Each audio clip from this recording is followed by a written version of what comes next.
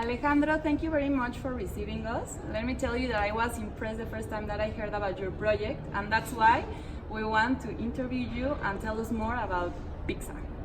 Thank you very much for being here. Well, I'll describe what Pixza is. Pixza is a social empowerment platform disguised as a pizzeria.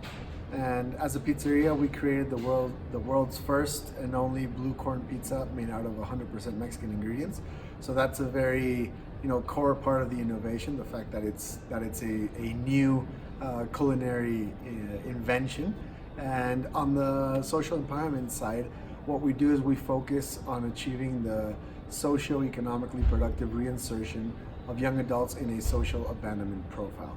And we do this via formal job offer here at Pixza and a multi-dimensional empowerment platform, which has basically three objectives. The fact that they sustain their job and become managers of Pixza, that they can create and work a professional and personal life plan, that they can move out of the shelter or move into their own apartment and sustain their independent living and have more formal and practical education. And the kids that we work with, as I mentioned, they're in a social abandonment profile, and that means that they're aged 17 to 27 and they have 6 main characteristics. They spend time on the streets, they were abandoned by their family members, they have no formal education, they have a history of drug addiction, they have a criminal record, and they are migrants and or refugees. So the idea, I guess, I've always been a social entrepreneur. So for me, any new business venture, new business idea was always going to be tied to social impact, right? But the idea of Pixza itself came together in New York City while I was studying my master's.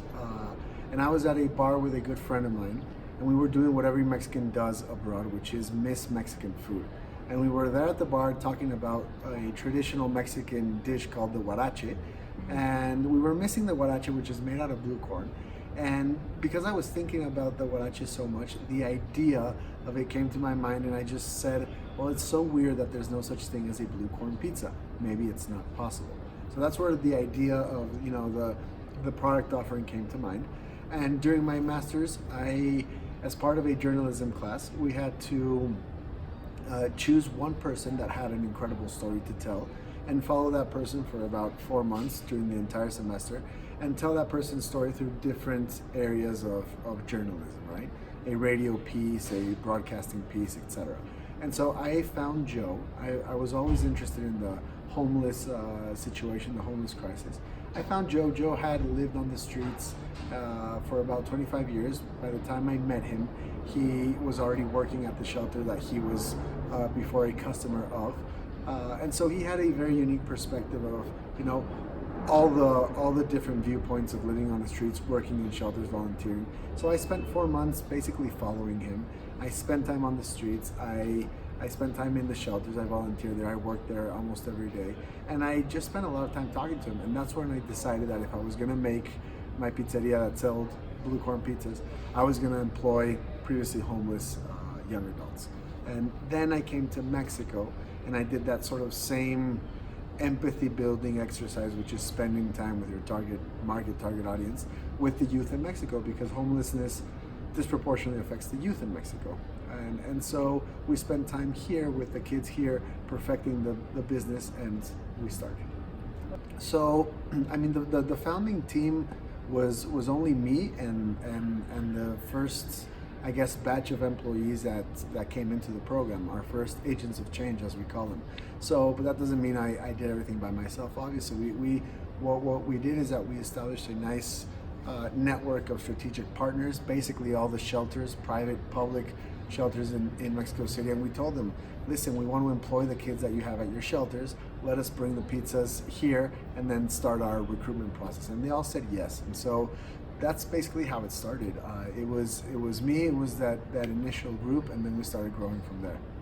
So the way it works is that we have a very close relationship with all our strategic partners, and mostly with all the people working with rescue, prevention, and rehabilitation of children in the social, or of young adults in the social abandonment profile. So we work on reinsertion, right, and on inclusion. So they're over on this side of the spectrum, and they have shelters, and they have entire programs where or they work again on prevention, rehabilitation, and rescue. So we go to them and we say, listen, the way our model works is that every 5 pizzas we sell, a 6th pizza gets automatically generated, and we use those pizzas to bring them to you to be able to talk to the kids that are here at your shelter.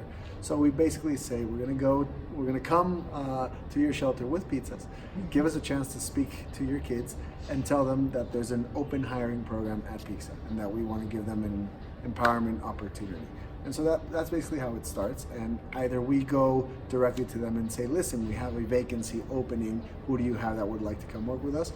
Or they contact us directly. And what we have is we have a waiting list, which is just recurring list of people that want to work with us, with all of our strategic partners. And once there's an opening, they come, they interview, and hopefully they stay with their job. So we've graduated and employed formally 60 kids, okay? And out of those 60 kids, there's different levels up to which they were able to do their own route of change. So out of those 60 kids, we have 5 of them that moved on into their own independent housing. We've done hundreds of hours of coaching, hundreds of hours of personalized training, but the most important indicator is definitely the kids that we got to come and sustain a job. Up until November of last year, we were 7 people working in the company. Today we are 21. So we're on a growth path. We just opened our 3rd location, which is where we are right now. And we have plans to open another one before the end of this year, and hopefully 2, 3, 4 more next year. Right now you are only in Mexico City, right? Right now we are only in Mexico City, but we would like to be anywhere in the world.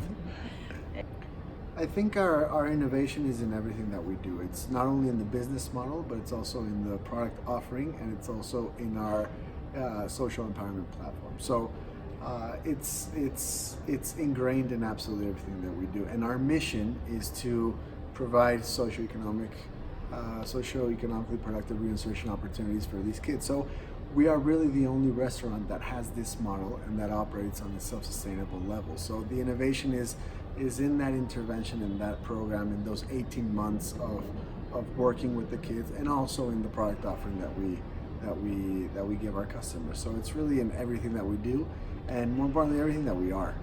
So what we do is the way to think about Pixza is that we're like the first opportunity that these kids are going to get, because we don't ask any questions, we don't care about the past.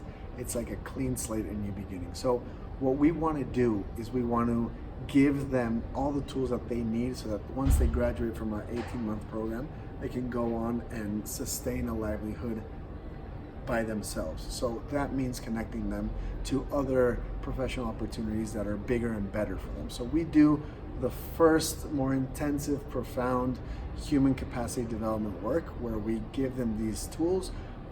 We get them out of the shelters and into their own apartments, and we prepare them professionally so that they can move on to a better job. Definitely, I think for us it was always very important to see ourselves as a movement. What we want to do is we want to send a message that it's possible to be for profit and for impact, that it's possible to employ these kids, that it's possible to trust in them again. So that's the message we want to send. We want to prove that it's possible, and in that way, well, open it up for other people to be able to do the same things that we're doing. So that's definitely part of our mission, to always be a movement and to inspire this sense of change. And as a sort of more general systemic approach to our impact, what we're trying to do is we're trying to increase the social mobility in our country. And by that I mean that you don't die in the same position where you were born in. And that's exactly what we want to do with our young adults. We want to make sure that even though they were born in that situation, they're going to be able to move out of that situation. So since it's a mission-driven company, obviously everybody has a very keen sense of why it is that they belong here and why it is that they want to work with us. So we're all changed by working with the kids, and it's not only about the kids, but it's about us as well, and it's all about how we treat each other. We play soccer every Tuesday. We have empathy building exercises where we ask how it is that we're doing. We have a buddy system so that we can address any emotional situation. It's all about really becoming a family, and that's sort of like the sentiment that we want to make sure everybody has.